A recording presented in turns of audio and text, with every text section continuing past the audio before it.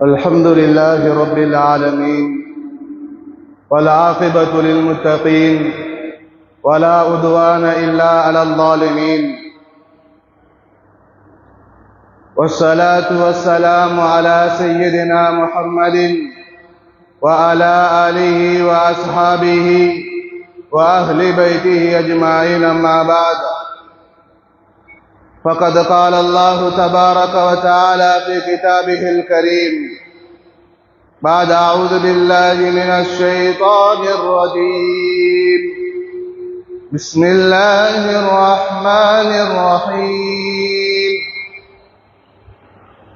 قل هو الله أحد الله الصمد لم يلد ولم يولد ولم يكن له كفوا أحد. صدق الله العلي العظيم. அளவற்ற அருளாளனும் நிகரற்ற அன்புடையோனுமாகிய எல்லாம் வல்ல அல்லாஹ்வுக்கு சுப்ஹானஹு வ தஆலாவுக்கு புகழ் அனைத்தும் உண்டாகட்டும். அல்ஹம்துலில்லாஹ்.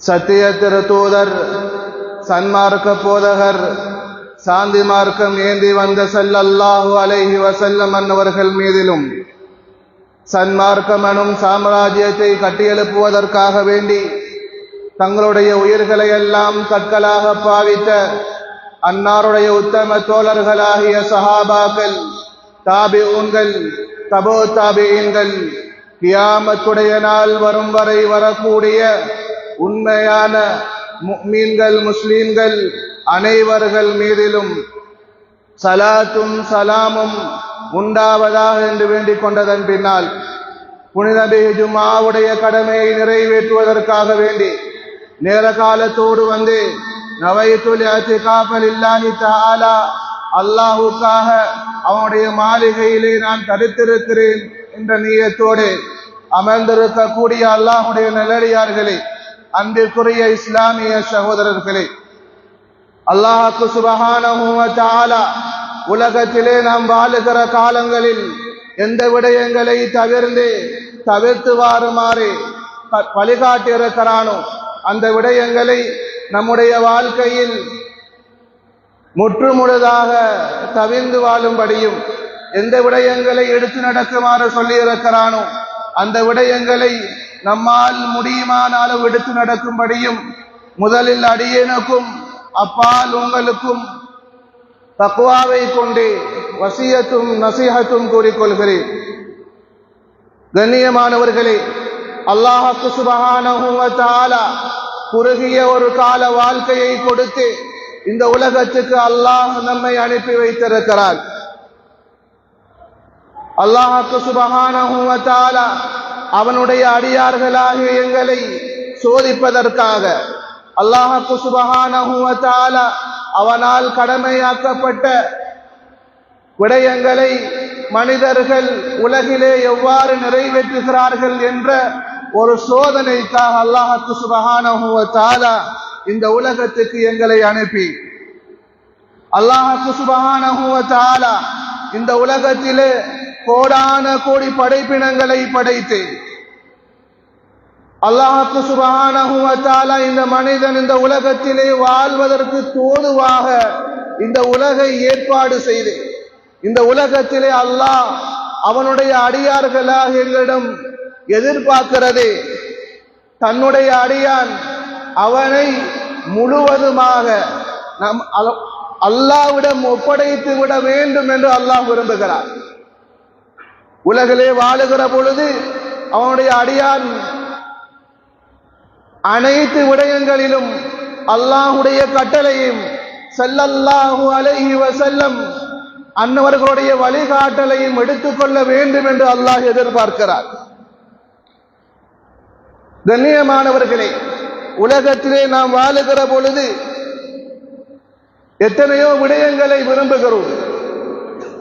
இந்த விடயம் இவ்வாறு நடந்திருந்தால், அல்லது நான் இவ்வாறு உலகத்திலே வாழ்ந்தால், அல்லது உலகம் இவ்வாறு இயங்கினால், அல்லது உலகத்திலே வரக்கூடியவர்கள் உலகத்துக்கு உலகத்துடைய அமைப்பிலே வரக்கூடியவர்கள் இவ்வாறெல்லாம் இருந்தால் நன்றாக இருக்கும் என்று நாங்கள் விரும்புகிறோம். மேலானவர்களே, அல்லாஹ் சுப்ஹானஹு வ தஆலா எதை நாடுறானோ அதுதான் உலகத்தில் நடக்கும்.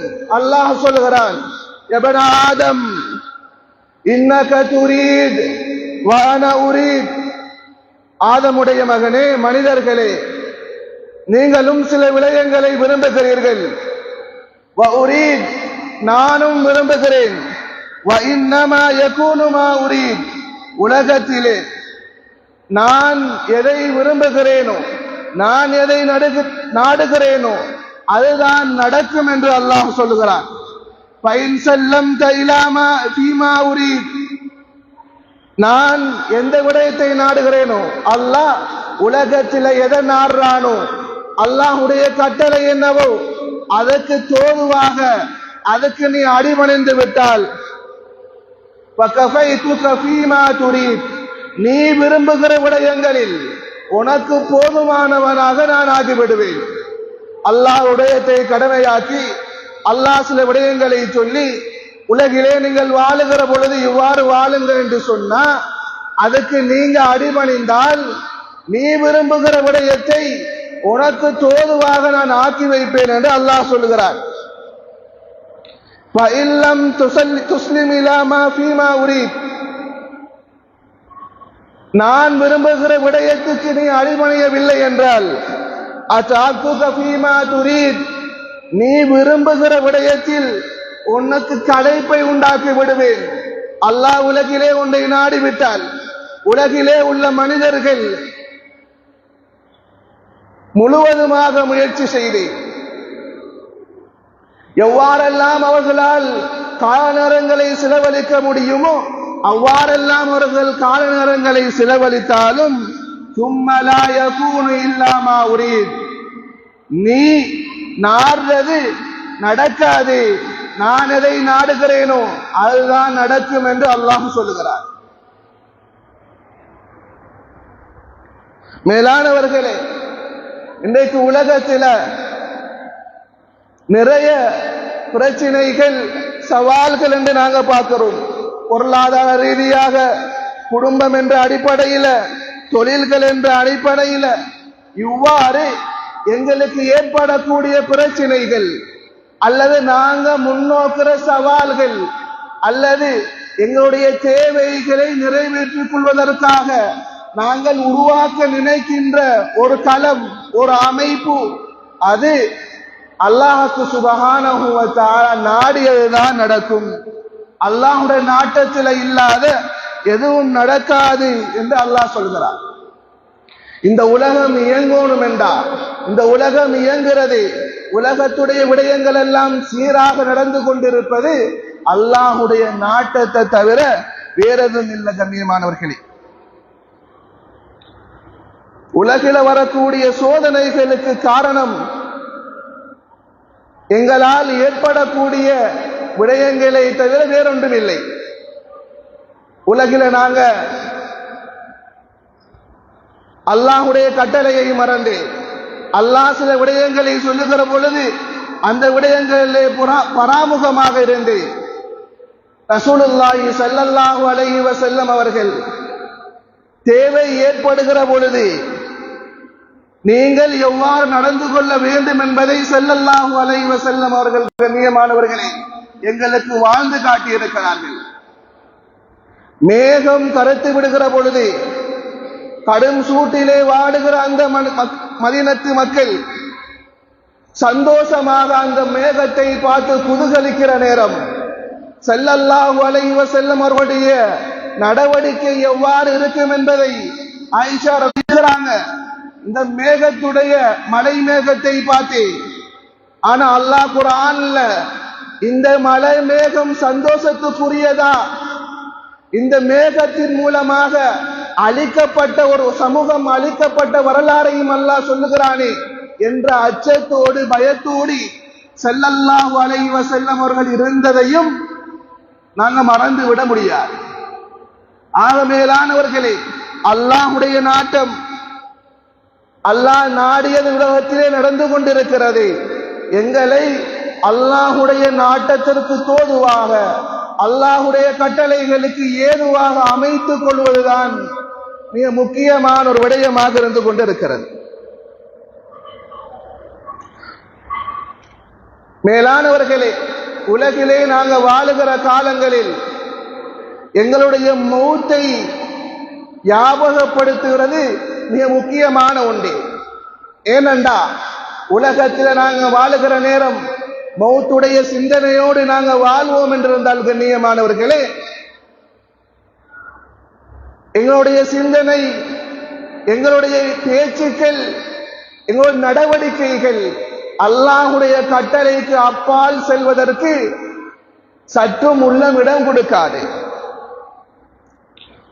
உலகிலே 1/3 பகுதியை ஆட்சி செய்த ஒரு மன்னர் தான் ஹாரூன் ரஷீத் ரஹ்மத்துல்லாஹி அலைஹி அவர்கள். அவர்களுடைய ஒரு மகன் வாப்பாவுடைய அந்த அரச சபையிலே இருப்பதை விரும்பவில்லை. அதை விட்டு தான் ஒதுங்கி வாழ வேண்டும் என்ற அமைப்பிலே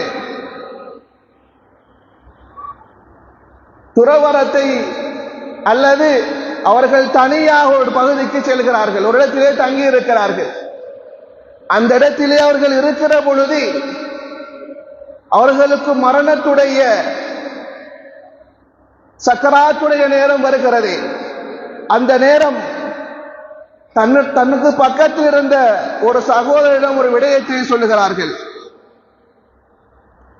யா சாஹிபி லா தக்தர் பிதனஉமின், என்னுடைய நண்பரே, என்னுடைய தோழரே, உலகத்தில் நீங்க வாழ்ற நேரம் உங்களுக்கு ஏற்படக்கூடிய சுவண்டிகளை நினைத்து ஏமாந்து விடாதீர்கள். உங்களுக்கு ஏற்படுகிற வசதி வாய்ப்புகளை நினைத்து நீங்கள் ஏமாந்து விடாதீர்கள். பல் உம்ரு என்பது வயசு போய்கொண்டிருக்கிறது. வன்னஈமு யஸூலு, இந்த சுவண்டிகள் எல்லாம் ஒரு நாள் முடிந்துவிடும். ஆனால் மரணத்துக்கு பின்னால் உள்ள நிலைமைதான் உண்மையான நிலைமை என்று அந்த நண்பருக்கு அவர்கள் விளங்கப்படுத்துகிறார்கள்.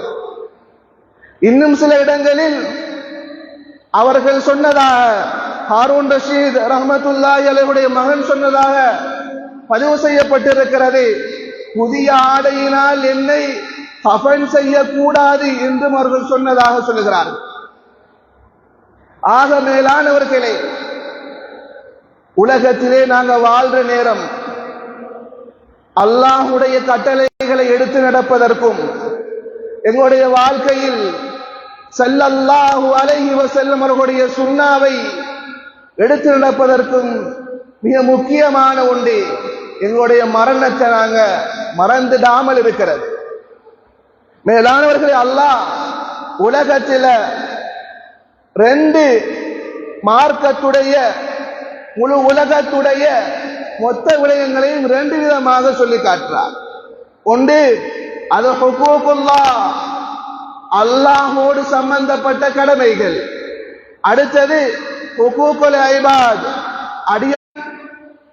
எந்த அளவுக்கு சஹாபாக்கள் சொல்றாங்க, ஸல்லல்லாஹு அலைஹி வஸல்லம் அவர்கள்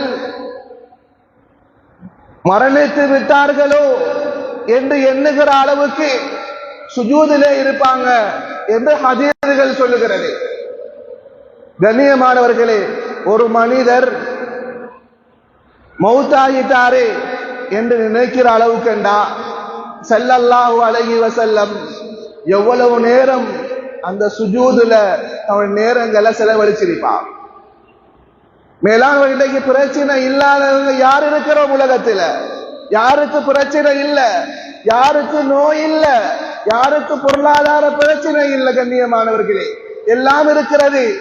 ஆனால் அவன் நேரத்தை செலவழித்து அல்லாஹ்விடம் மன்றாடி அல்லாஹ்வுக்கு நெருக்கமாக இருக்கின்ற அந்த சுஜூதிலே விழுந்து அல்லாஹ்விடம் கெஞ்சுவதற்கும் அல்லாஹ்விடம் கேட்பதற்கும் அல்லாஹ்வுடைய அந்த ஹசானாவிலே இருந்து நேரடியாக பெற்றுக் கொள்வதற்கும் நாங்கள் தயாரில்லை என்றதான் கசப்பாக இருந்தாலும் நாங்கள் ஏற்றுக்கொள்ள வேண்டிய உண்மை. கண்ணியமானவர்களே,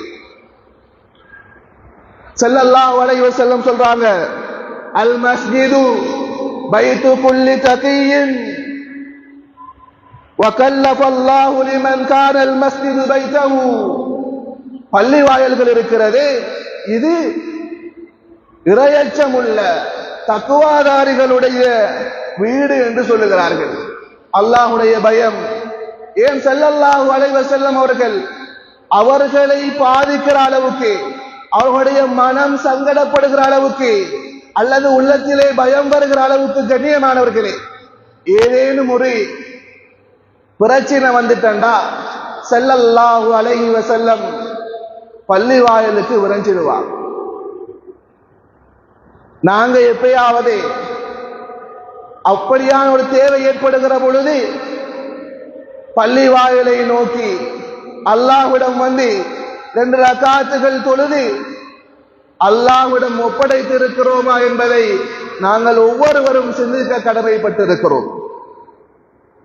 அது மாத்திரமல்ல, وَكَفَّلَ اللَّهُ لِمَنْ كَانَ الْمَسْجِدُ بَيْتًا யாரு தன்னுடைய வீடை பள்ளி வாயலாக ஆக்கிக் கொள்றாங்களோ அல்லாஹ் கண்ணியமானவர்களே 5 விடயங்கள் அவங்களுக்கு பொறுப்பெடுக்கிறார். முதலாவது பிர்ரௌஹி, அல்லாஹ் நிம்மதியை கொடுக்கிறார், ஆறுதலை கொடுக்கிறான். நிம்மதியான வாழ்க்கை, சந்தோஷமான வாழ்க்கை, போட்டி பொறாமை இல்லாத வாழ்க்கை. மேலானவர்களே, தொழில் செய்கிறோம் ஆனா நிம்மதி இல்லை, எவ்வளவு சம்பாதிக்கிறோம், விதவிதமான சாப்பாடுகள் இருக்குது, ஆனா உடம்புல மனசுல நிம்மதி இல்லை. தொழிலையும் ஒரு பூர்த்தியான உள்ளம், ஒரு பூர்த்தியான நிம்மதி வருகிறதில்லை. மேலானவர்களே, பள்ளி வாயல்களை எம்முடைய வீடுகளாக நாங்க மாற்றிக்கொண்டோம் என்றால் அல்லாஹ் உள்ளத்தில நிம்மதியை தருவார். அல்லாஹ் உள்ளத்தை சீமாந்தனம் உள்ளதாக ஆக்குவார். வர்ரஹ்மதி, அல்லாஹ்வுடைய அருளை தொடர்ந்து தருவதற்கு காத்து கொண்டிருக்கிறார். முதலாவது நிம்மதி, அடுத்தது அல்லாஹ்வுடைய அருள், அல்லாஹ்வுடைய பாக்கியம், பொக்கிஷங்களை நாங்கள் பெற்றுக் கொள்வதற்கு லேசான வழி தொழுகையை தவிர வேறில்லை. அல்லாஹ்வும் சொல்றான், மேலானவர்களே, யா அய்யுஹல்லதீன ஆமனூ, யா அய்யுஹல்லதீன ஆமனூ, ஈமான் கொண்டவர்களே, இஸ்தாஈனு, நீங்க உதவி தேடுங்க, பிஸ்ஸப்ரி வஸ்ஸலாம், பொறுமையை கொண்டும் தொழுகையை கொண்டும் என்னிடம் உதவி தேடுங்க என்று அல்லாஹ் சொல்றார். மேலானவர்களே, அல்லாஹ்விடம் கேட்போம் என்றால் அவனுடைய அருளை நாங்கள் நினைக்க கூடாது. உலகத்துடைய பொருளாதாரங்கள் அதிகமாக இருப்பதே, உலகத்திலே நாங்கள் பட்டம் பதவியோடு ஆட்சி அதிகாரத்தோடு வாழ்றது, இது ரஹ்மத் என்று நாங்கள் நினைக்க கூடாது. மேலானவர்களே, எங்களுக்கு கிடைக்கிற குறுகிய அளவிலான பொருளாதாரம், ஆனால் நிம்மதியான செழிப்பான மனசுக்கு ஆறுதலான ஒரு வாழ்வை அல்லாஹ் கொடுக்கிறான் என்றால் அது அல்லாஹ்வுடைய அருள், அல்லாஹ்வுடைய நிஅமத். அடுத்தது மூணாவது சொன்னாங்க ஸல்லல்லாஹு அலைஹி வஸல்லம், வல் ஜவாஸி அல ஸிராத், நாளை கியாமத்துடைய நாள்ல மக்கள் எல்லாம் யா நப்சி யா நப்சி என்று திரிகிற அந்த நேரத்தில் அல்லாஹ் குர்ஆனிலே சொல்லுகிறானே, யௌம யஃபிருல் மர்உ மின் அஹீ வ உம்மிஹி வ அபீஹி வ ஸாஹிபதிஹி வ பனீஹி லிகுல்லி இம்ரிஇம் மின்ஹும் யௌமஇதின் ஷஅனுன் யுக்னி. பெற்றோர்கள், பிள்ளைகள், மனைவிமார்கள் என்று உலகத்திலே நாங்கள் யாருக்காகவெல்லாம் முயற்சி செஞ்சோமோ பாடுபட்டோமோ அந்த கியாமத்துடைய நாள்ல கண்ணியமானவர்களே, அவர்களெல்லாம் நன்மைகளை கேட்டு விடுவோமோ என்ற அச்சத்தால் ஓடுகிற ஒரு நிகழ்வும் அங்கே இருக்கிறது. ஒவ்வொருவரும் அவரவர் அவருடைய வேலையை, அவர்களை எவ்வாறு பாதுகாத்துக் கொள்வது என்ற நோக்கத்தை தவிர, சிந்தனையை தவிர வேறெதுவும் இருக்காது என்று ஸல்லல்லாஹு அலைஹி வஸல்லம் அல்லாஹ் குர்ஆன்ல சொல்லி காட்டுறார். இந்த இக்கட்டான நேரத்தில் கூட நாங்கள் பள்ளி வாயில்களை எங்களுடைய வீடுகளாக மாற்றிக்கொண்டு பள்ளியோடு தொடர்பானவர்களாக இருப்போம் என்றால் அல்லாஹ் அந்த சிராத்தல் முஸ்தகீமை தாண்டி செல்லுகிற பாக்கியத்தை எங்களுக்கு கொடுப்பார். அடுத்ததாக சொன்னாங்க ஸல்லல்லாஹு அலைஹி வஸல்லம், வரிதுவானுல்லாஹி வ இலல் ஜன்னதி, அல்லாஹ்வுடைய பொருத்தம் கிடைக்கும். ரிதுவானுல்லாஹ், அல்லாஹ்வுடைய பொருத்தம். மேலானவர்களே, அல்லாஹ்வுடைய பொருத்தம் இல்லாம, அல்லாஹ்வுடைய விருப்பம் இல்லாம எங்களால எங்களுடைய அமல்களால சொர்க்கத்தை கூட நாங்க எதிர்பார்க்க முடியாது என்பதை நாங்கள் விலகிக் கொள்வோம். அது மாத்திரமில்லை, அல்லாஹ்வுடைய பொருத்தம். அடுத்ததாக சொர்க்கம் கிடைப்பதாக ஸல்லல்லாஹு அலைஹி வஸல்லம் சொல்றார். மேலானவர்களே, பள்ளி வாயில்களை எங்களுடைய தங்குமிடங்களாக நாங்கள் ஆக்கி பள்ளியோடு அதிகமான கால நேரங்களை கொடுப்பதற்கு முயற்சி செய்யும். அப்ப ஹுகூகுல்லாஹ், ஒரு அடியான் அல்லாஹ்வோடு சம்பந்தப்படுகிற விடயங்கள்ல மிக முக்கியமானதாக தொழுகையை நாங்க பார்க்கிறோம். இரண்டாவதாக மிக முக்கியமான விடயம்தான் குர்ஆன். இந்த குர்ஆனோடு எங்களுடைய தொடர்பு எவ்வளவு இருக்கிறது? எங்களுக்கு விருப்பமான ஒரு ஆள், நாங்க ரொம்பவே நேசிக்கிற ஒரு ஆள் ஏதேனும் ஒன்று எங்களுக்கு கொடுத்துட்டாங்கண்டா நாங்க எவ்வளவு பாதுகாப்போம், அதை எவ்வளவு பக்குவமாக வைப்போம். அதை மேலானவர்களே, அல்லாஹுடைய கலாம், அல்லாஹ் எங்களோட பேசுவதற்கும் நாங்க அல்லாஹோட பேசுவதற்கும் உள்ள சாதனம். இதுக்கு நாங்க எவ்வளவு காரணங்களை கொடுத்து இருக்கிறோம். மேலானவர்களே, சிறந்த ஒரு பரம்பரையிலிருந்து வந்தவர்கள் நாங்கள். ஆயிஷா பின் இம்ரான் அல் மனூபி என்று சொல்லக்கூடிய இறைநேசராக இருந்த ஒரு பெண்ணினுடைய வரலாறு பதிவு செய்யப்பட்டிருக்கிறது. சொல்லுகிறார்கள், அந்த பெண்ணுடைய கடைசி நேரம் இன்னல்லாஹ மஅல்லதீன தகவ் வல்லதீன ஹும் முஹ்ஸினூன் என்ற ஆயத்தை ஓதுகிற நேரத்தில் தான் அவர்களுக்கு மரணம் வந்தது என்று பதிவு செய்யப்பட்டிருக்கிறது. மேலானவர்களே, சாதாரணமான விஷயம் இல்ல. எங்களுடைய கடைசி நேரத்தில் இந்த வசனங்கள் ஞாபகம் வாரது. ஸல்லல்லாஹு அலைஹி வஸல்லம் சொல்லுவாங்க, உலகத்தில் ஒரு மனிதர் எவ்வாறு வாழ்றாரோ அவ்வாறே மௌத்தாகுவாரே, எவ்வாறு மௌத்தாகுவாரோ அவ்வாறே எழுப்பாட்டப்படுவார். உலகத்தில் குர்ஆனுக்காக வேண்டி காலநேரங்களை செலவழித்தவருடைய வெளிப்பாடுதான் கண்ணியமானவர்களே, தன்னுடைய மரண நேரத்தில் கூட குர்ஆனிய வசனங்கள் ஞாபகம் வாரது.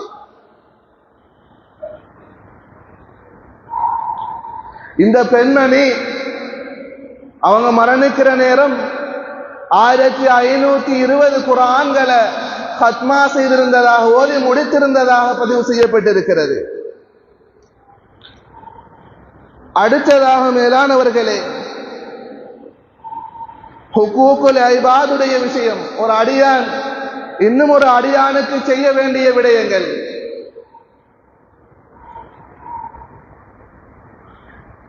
அப்துல்லாஹ் இப்னு அம்ர் இப்னு ஆஸ் ரலியல்லாஹு அன்ஹு அவர்களுடைய விடயம் பிரபல்யமானது. ஒரு தடவை ஸல்லல்லாஹு அலைஹி வஸல்லம் அவர்களுடைய சபையிலே அமர்ந்திருக்கிறார்கள். ஸல்லல்லாஹு அலைஹி வஸல்லம் அவர்கள் ஒரு மனிதர் வருவதை பார்த்து இவர் சுவர்க்கவாசி என்று சொன்னார்கள். இரண்டாவது நாளும் அதே மாதிரி அதே நபரை பார்த்து இவர் சொர்க்கவாசி என்று சொன்னார்கள். மூன்றாவது நாளும் அதே மனிதரை பார்த்து ஸல்லல்லாஹு அலைஹி வஸல்லம் சொர்க்கவாசி என்று சொன்ன நேரம் அப்துல்லாஹ் இப்னு அம்ர் இப்னு ஆஸ் ரலியல்லாஹு அன்ஹு அவர்கள் அந்த மனிதரிடம் போய் சொல்லுகிறார்கள், நண்பரே, என்னுடைய தந்தையோடு எனக்கு ஒரு பிரச்சனை ஏற்பட்டிருக்கிறது, நான் உங்களோடு தங்குவதற்கு அனுமதி வேண்டும் என்று சொல்லிக்கொண்டு அங்கே தங்குகிறார்கள். பார்க்கிறாங்க, அவர் மேலதிகமான எந்த ஒரு வணக்க வழிபாடுகளையும் அல்லது மேலதிகமான எந்த நடைமுறையும் இல்லாதவராக அவர் இருக்கிறார். கேட்கிறாங்க, விசேடமாக நான் உங்களிடம் பார்த்ததை தவிர வேற எதுவும் இல்லையா என்று கேட்கிற நேரம் அவரை வேறொன்றும் சொல்லல. திரும்பி வார நேரம் சொன்னாரு, غير أني وجدت في قلبي غشا, என்னுடைய உள்ளத்தில நான் யாரை பற்றியும் தப்பான எண்ணம் வைக்கிறதில்லை என்ற ஒரு செய்தியை அவர் சொல்றார். சொன்னாங்க, ஹாதல்லதி பலக்த பிஹி, இந்த ஒரு அமலின் மூலமாகத்தான் அந்த சுவர்க்கத்துடைய பாக்கியத்தை நீங்கள் அடைந்தீர்கள் என்ற செய்தியை அப்துல்லாஹ் இப்னு அம்ர் இப்னு ஆஸ் ரலியல்லாஹு அன்ஹு அவரை பார்த்து சொல்கிறார்கள். மேலானவர்களே, எல்லாராலும் செய்ய முடியாத மிக லேசான ஒரு விஷயம். கண்ணியமானவர்களே, அடியார்களுடைய கடமை, அல்லாஹ்வோடு அடியானுக்கு சம்பந்தப்பட்ட கடமைகள், அது வெறுமனே ஒரு 20 விதமான அமல்களை மாத்திரம்தான் நாங்கள் பார்க்க முடியும்.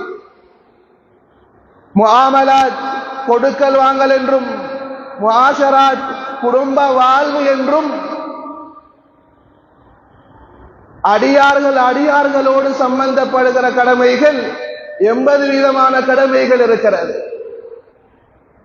ஆக குறைஞ்சது எங்களுடைய உள்ளத்தில யாரை பற்றியும் தப்பான அபிப்பிராயம் கொள்றதில்லை என்று நாங்கள் முடிவெடுத்து கொண்டாலே மேலானவர்களே, எங்களுடைய சகோதரர்களுடைய ஏனைய அடியார்களுடைய உரிமைகளை முற்றும் முழுதுமாக பேணுவதற்கு, முற்றும் முழுதுமாக மதிப்பதற்கு அது காரணமாக ஆகிடும். கண்ணியமானவர்களே, உலகத்தில் வாழ்ற நேரம் அல்லாஹ்வுடைய கடமைகளையும் பேணி அடியார்களோடு சம்பந்தப்பட்ட விடயங்களையும் மிச்சம் பேணுதலாக நடந்து மரணத்துடைய சிந்தனையோடு அல்லாஹ்வுடைய கட்டளையினுடைய அமைப்பில் எங்களுடைய வாழ்க்கையை நாங்கள் அமைச்சுக் கொள்வோம் என்றா மேலானவர்களே, கண்ணியமான நிம்மதியான சந்தோஷமான வாழ்க்கையை நாங்கள் உலகத்தில் பார்க்கணும். மேலானவர்களே, முஸ்லீம்கள் என்று சொல்லக்கூடியவர்கள் அவர்கள் வாழக்கூடிய பகுதியை, அவர்கள் இருக்கக்கூடிய பிரதேசங்களை பாதுகாக்கிற விடயத்திலும் அவனுடைய உரிமைகளை நிறைவேற்றுகிற விடயத்திலும் அதிக ஆர்வம் கொண்டவர்கள், அதிக கவனம் செலுத்தக்கூடியவர்கள் என்பதை நாங்கள் மறந்துவிடக் கூடாது.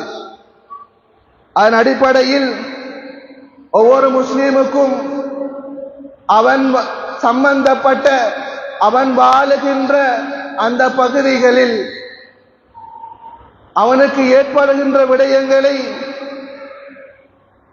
அல்லாஹ்வுடைய கட்டளைக்கு தோதுவாக அல்லாஹ் விரும்புகின்ற அமைப்பிலே செய்து அவனையும் அவன் சார்ந்த சமூகத்தையும் பாதுகாக்கின்ற, வளர்த்தெடுக்கின்ற கடமை ஒவ்வொருவருக்கும் இருக்கிறது என்பதையும் நாங்கள் மறந்துவிடக் கூடாது. கண்ணியமானவர்களே, அல்லாஹ்வுக்கு சுப்ஹானஹு வ தஆலா எந்த விடயங்களை அவன் எங்களுக்கு செய்யுமாறு சொல்லி இருக்கிறானோ அந்த விடயங்களை செய்து அல்லாஹ்வுக்கு நெருக்கமானவர்களாக நாங்கள் மாறி அல்லாஹ்வுடைய அன்பையும் அல்லாஹ்வுடைய பாக்கியத்தையும் அல்லாஹ்வுடைய நெருக்கத்தையும் அடைந்து கொண்ட நல்லோர்கள் கூட்டத்தில் அல்லாஹ்வுக்கு சுப்ஹானஹு வ தஆலா நம் அனைவரையும் சேர்த்து வைப்பானாக. யா அல்லாஹ், எங்களுடைய பாவங்களை மன்னிப்பாயாக. யா அல்லாஹ், உனக்கு பொருத்தமானவர்களாக எங்களை வாழ வைப்பாயாக. யா அல்லாஹ், ஒவ்வொருவரும் ஒவ்வொரு வகையான கஷ்டங்களோடு, சிரமங்களோடு, தேவைகளோடு, நோய் நொம்பலங்களோடு வாழ்ந்து கொண்டிருக்கிறோம். யா அல்லாஹ், நீ இரக்கமானவன், கண்ணியமானவன், பரிசுத்தமானவன். யா அல்லாஹ், எங்களுடைய நிலைமைகளை சீராக்கி வைப்பாயாக. உனக்கு பொருத்தமானவர்களாக வாழ்ந்து உனக்கு பொருத்தமாக உன்னை வந்து அடைவதற்கு எங்களுக்கு தௌஃபீக் செய்வாயாக. وآخر دعوانا الحمد لله رب العالمين. الحمد لله جعل في السماء بروجا وجعل فيها سراجا وقمرا منيرا وهو الذي جعل الليل والنهار خلفة لمن أراد أن يذكر وأراد شكورا والصلاة والسلام على سيدنا محمد المختار وآله الأطهار وأصحابه الأخيار وآناء الليل وأطراف النهار. أشهد أن لا إله إلا الله وحده لا شريك له وأشهد أن محمدا عبده ورسوله. أما بعد، فيا عباد الله، أوصيكم ونفسي أولا بتقوى الله. اتقوا الله تبارك وتعالى عليكم بالسنة، فإن السنة تهدي إلى الطاعة، ومن يطع الله ورسوله فقد رشد واهتدى. وإياكم البدعة، فإن البدعة تهدي إلى المعصية، ومن يعص الله ورسوله فقد ضل وغضب. ولا تقنطوا من رحمة الله، إن الله يغفر الذنوب جميعا وهو أرحم الراحمين. ولا تحبوا الدنيا فتكونوا من الخاسرين، فالله تعالى يقول وهو أصدق القائلين: فإذا قرأت القرآن فاستعذ بالله من الشيطان الرجيم. أعوذ بالله من الشيطان الرجيم. بسم الله الرحمن الرحيم. إن كنتم تحبون الله فاتبعوني يحببكم الله. صدق الله العلي العظيم. بارك الله لنا ولكم بالقرآن العظيم، ونفعنا وإياكم بالآيات والذكر الحكيم، فاستغفروه إنه هو الغفور الرحيم.